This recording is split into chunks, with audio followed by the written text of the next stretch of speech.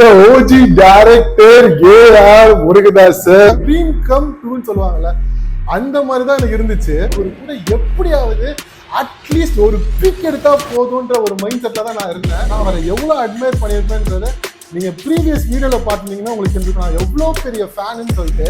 Theatre management வெளில இருந்தாங்க, அவரோட பாடி கார்ட்ஸ் எல்லாம் உள்ள இருந்தாங்க.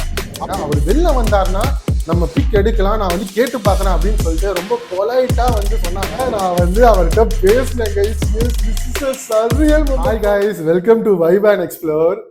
எஸ், நம்ம டைட்டில போட்டிருக்கிற மாதிரி today I met the OG director A.R. Murugadoss sir. Yes, நான் அவ்வளவு எக்ஸைட்மெண்ட்ல இருக்கேங்க. அவரை பார்ப்பேன்னு நான் வந்து நினைச்சு கூட பார்க்கல. This is a surreal moment for me. ஒரு ட்ரீம் கம் ட்ரூன்னு சொல்லுவாங்கல்ல, அந்த மாதிரி தான் எனக்கு இருந்துச்சு. ஆக்சுவலா நான் ஃபேமிலியோட போயிருந்தேங்க. நான் திரும்ப வந்து மദ്രാசி படம் பார்க்கறதுக்காக ஃபேமிலியோட நான் போயிருந்தேன். அப்போ வந்து பாத்தீங்கன்னா நம்ம தியேட்டர் ஓனர் விஷ்ணு கமல்னு ஒருத்தர் இருப்பாரு. நீங்க அந்த தியேட்டருக்கு ரெகுலரா போயிருந்தீங்கன்னா உங்களுக்கு தெரியும். அவர் திடீர்னு தியேட்டருக்குள்ள வந்துட்டு இந்த மாதிரி ஒரு சர்ப்ரைஸ் இருக்குன்னு சொல்லிட்டு ஏஆர் முருகதாஸ் சாரை இன்ட்ரடியூஸ் பண்ணி விட்டாரு. எனக்கு கையோ ஓடல காலோ ஓடல. அவரை பார்த்ததுக்கு அப்புறம் நான் அவ்வளோ எக்ஸைட்மெண்ட்ல இருந்தேன். அவர் பேசினாரு. அவர் வந்து மைக் எடுத்து இந்த மாதிரி பேசும்போது நிறைய பேர் வந்து அவர்கிட்ட கொஸ்டின்ஸ் எல்லாம் கேட்டுட்டு இருந்தாங்க. அதெல்லாம் நான் வீடியோ போடுறேன், நீங்க பாருங்க. அதுல வந்து அவர் பேசி முடிச்சுட்டு அவர் வந்து போனாருங்க. எனக்கு அது மட்டும் தாங்க மைண்ட்ல இருந்துச்சு.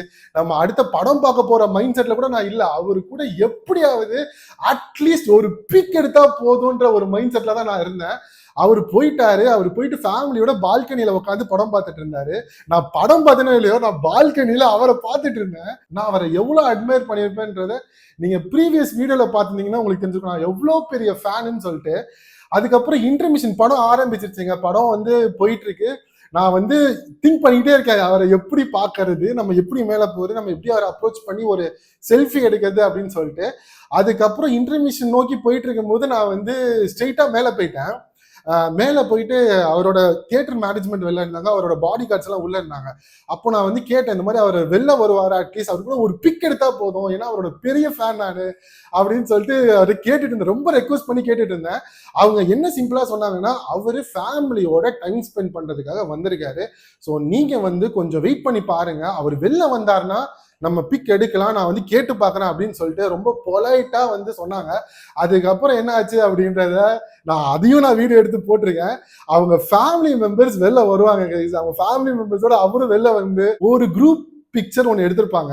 நான் அதை வந்து வீடியோ எடுத்திருந்தேன். ஸோ அந்த இடத்துல நான் ஏன் வீடியோ எடுத்தேன்னா, நான் அவ்வளோ எக்ஸைட் ஆனேங்க. ஸோ நான் அவ்வளோ அட்மையர் பண்ற ஒரு ஆளு அவர் வந்து அவர் ஃபேமிலி மெம்பர்ஸோட வெளில வரும்போது எனக்கு வந்து ரொம்ப எக்ஸைட்டடா இருந்தது. நான் வந்து அது ஒரு வீடியோவா எடுத்திருந்தேன். ஏன்னா எப்படியாவது நமக்கு அட்லீஸ்ட் நம்ம அவர் கூட பிக் எடுக்க முடியுமான்றது நமக்கு தெரியல.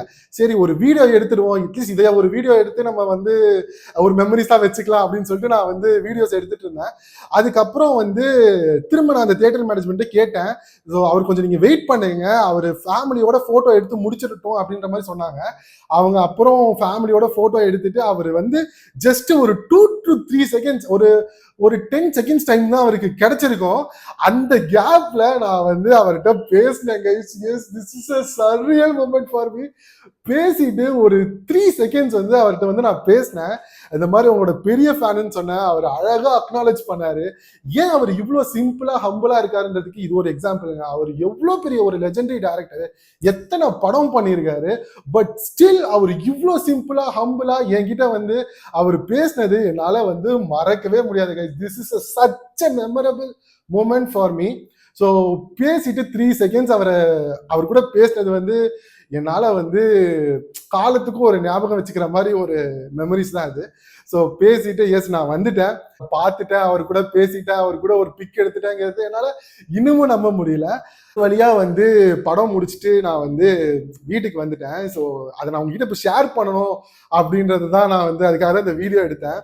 நான் வந்து அவரை பார்க்க போனது இருந்துச்சுல, ஸோ அதுவே நான் வந்து ஒரு வீடியோவா எடுத்திருக்கேன். எந்த அளவுக்கு நான் வந்து ரொம்ப எக்ஸைட் ஆகி நான் வந்து மேலே போய் அந்த இடத்துல அவருக்காக வெயிட் பண்ணி கடைசியில் அவர் ஃபேமிலியோட வெளில வந்து எனக்காக ஒரு 3 செகண்ட்ஸ் டைம் ஒதுக்கி எனக்காக ஒரு பிக் எடுத்து நான் அது ஒரு 3 செகண்ட்ஸ் வீடியோ ரெக்கார்ட் பண்ண விட்டதுக்கு நான் வந்து ரொம்ப அவருக்கு நான் தேங்க்ஸ் சொல்லிக்கிறேன். ஸோ எஸ், இந்த வீடியோ எண்ணில் நான் வந்து அவரை பார்க்க போன ஜெர்னி எல்லாமே வந்து உங்களுக்கு நான் வந்து இந்த வீடியோ எண்ணில் நான் அட்டாச் பண்ணியிருக்கேன். படம் பார்த்துட்டு இருக்கும்போது திடீர்னு தியேட்டர் ஓனர் வந்து ஏஆர் முருகதாஸ் சார் வராருன்னு சொன்ன உடனே ஆடியன்ஸ்லாம் திரும்பி எக்ஸைட் ஆனாங்க.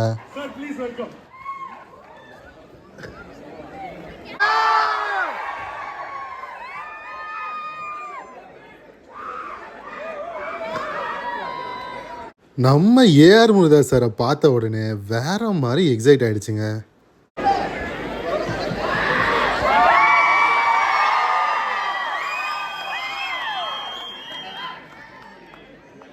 அவர் ஸ்டேஜில் ஏறி மேலே வந்ததுக்கப்புறம் வேற மாதிரி சீரியஸை நீங்களே பார்த்துருப்பீங்க.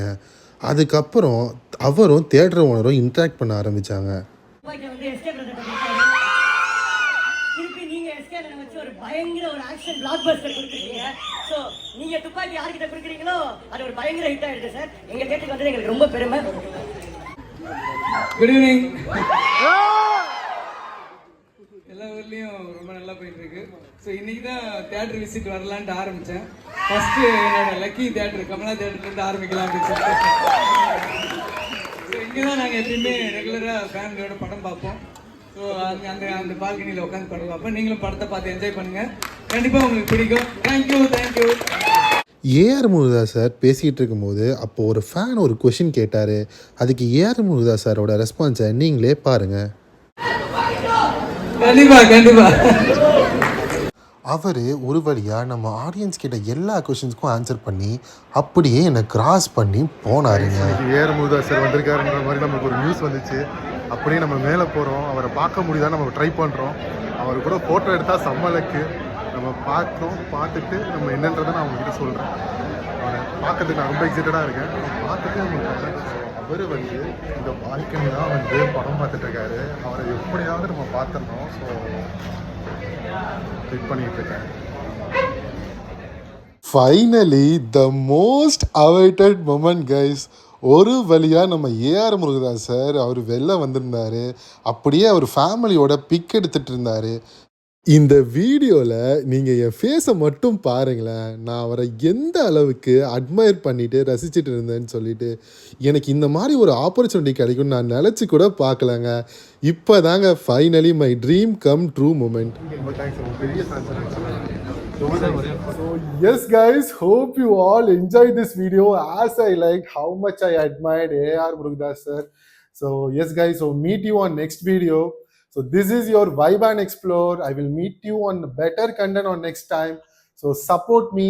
இந்த வீடியோ உங்களுக்கு பிடிச்சிருந்ததுன்னா லைக் பண்ணுங்க, ஷேர் பண்ணுங்க, கமெண்ட் பண்ணுங்க, மெயினாக சப்ஸ்கிரைப் பண்ணுங்க. பாய்.